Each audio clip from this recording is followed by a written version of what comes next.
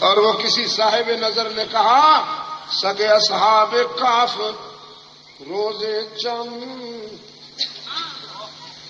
پائے کا گریف مردم شد اور پسرے لو بابداں بے نشست خاندان نبوت اشگم شد.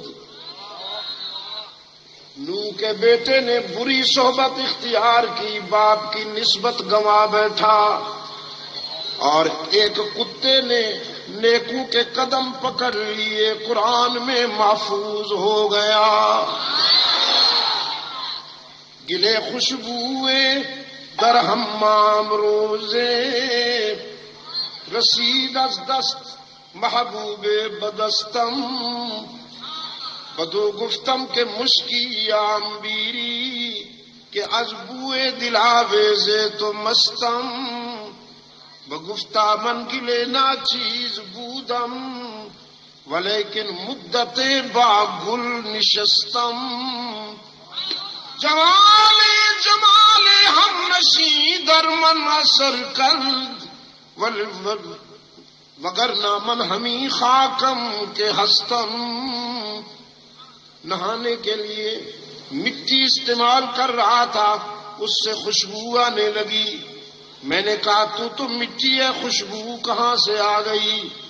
کہنے لگی مجھ پہ گلاب کا پودا تھا، کچھ دن وہ مجھ پہ رہا، اس کی پتیاں جھڑتی رہیں، خوشبو مجھ میں بھی سرایت کر گئی.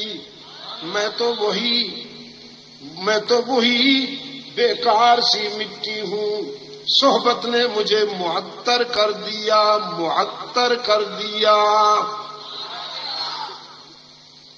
یہ کیا ہے؟ حالانکہ یہ لکڑی کے دانے. تسبیح تو سبحان اللہ و بحمدہ سبحان اللہ العظیم ہے، یہ تسبیح یہ تو نہیں ہے، یہ تو لکڑی کے دانے. مجھ سے پیرس میں ایک عرب نوجوان، پیرس میں ترک عرب بہت ہیں، مصطفیٰ کمال کے زمانے سے بھاگے ہوئے وہاں سے پیرس میں آ کے انہوں نے بڑے غصے میں کھڑے ہو کر کہتا ہے ایشفی یدک، یہ کیا ہے؟ تو میں سمجھ گیا اس نے کیا پوچھنا ہے. میں نے کہا مذکرہ ہے، یہ مذکرہ تم. کیسا مذکرہ عیش؟ میں نے کہا مذکرہ یہ ہے کہ جب میں اللہ کو بھول جاتا ہوں تو یہ مجھے یاد دلاتی ہے، میں اس کا ذکر کرتا ہوں. کبھی میں اپنے آقا پہ درود پڑھتا ہوں، یہ مذکرہ ہے. عربی میں اسے سبحہ کہتے ہیں، ہم اسے تسبیح کہتے ہیں. حالانکہ یہ لکڑی کے دانے ہیں، ان پر چونکہ سبحان اللہ پڑھا جاتا ہے تو نسبت نے اسے بھی محترم کر دیا اور اس کا نام بھی تسبیح ہو گیا. تو اب اس نے وہ پوچھا جو پوچھنا تھا. کہتا ہے حل اخذ رسول اللہ، کبھی رسول اکرم نے بھی ہاتھ میں لی تھی؟ میں نے کہا وہ بھولے کب تھے کہ انہیں یاد دلانے کی نوبت آئی؟